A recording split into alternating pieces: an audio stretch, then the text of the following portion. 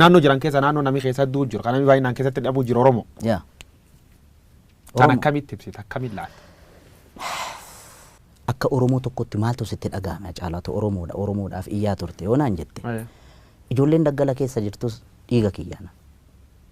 Okay? Gaafa isheen rukutamtee reeffa ishee Facebook irratti argu na dhukkuba keessa kiyya.